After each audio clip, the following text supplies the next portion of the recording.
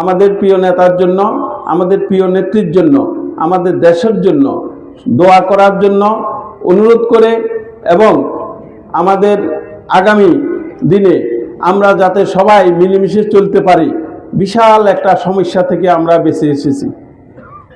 কেউ বাসুম বিগত সরকারের সময় নিজেরা এটা ধারণা করিল। মনে করছি যেদিন এই বিল্ডিং থেকে লাভ দিছি সেদিন কিন্তু মৌতের আশা ত্যাগ দিই মোটামুটি লাভ দিছি, ওই যে আজকে শেষ। কিন্তু আল্লাহ বাঁচায় রাখছে না।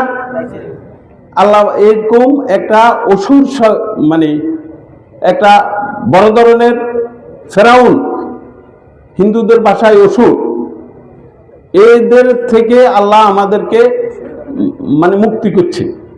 আল্লাহ আমাদেরকে রক্ষা করছে। এই রক্ষাতে আমরা আল্লাহর কাছে কৃতজ্ঞতা প্রকাশ করা, আল্লাহর কাছে শুকরিয়া প্রকাশ করা উচিত।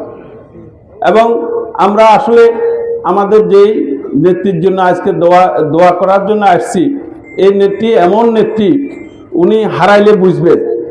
আজকে দেখেন দলের নেত্রী হলো বিএনপির, কিন্তু সারা বাংলাদেশে যত রাজনৈতিক দল আছে সব রাজনৈতিক দল একজোট হইয়া বলতেছে আমাদের একমাত্র অভিভাবক বাংলাদেশের দেশনেত্রী বেগম খালেদা জিয়া।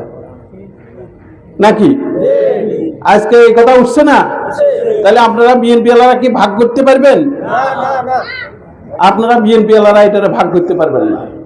তাই ওনার জন্য দোয়া করার জন্য আকুল অনুরোধ করে আমি আমার বক্তব্য দীর্ঘায়িত না করে আমাদের প্রিয় নেতা জননেতা মোহাম্মদ শাহজাহান সাহেবের জ্যেষ্ঠ সন্তান আবু সালেহ মোহাম্মদ আবদুল্লাহ সাহেব আপনাদের সামনে উপস্থিত হয়েছেন। সবাইকে ধৈর্য ধরে আমাদের দোয়া মাহফিলে অংশগ্রহণ করার জন্য সবাইকে ধন্যবাদ দিয়ে আমি আমার বক্তব্য শেষ করছি। আসসালামু আলাইকুম।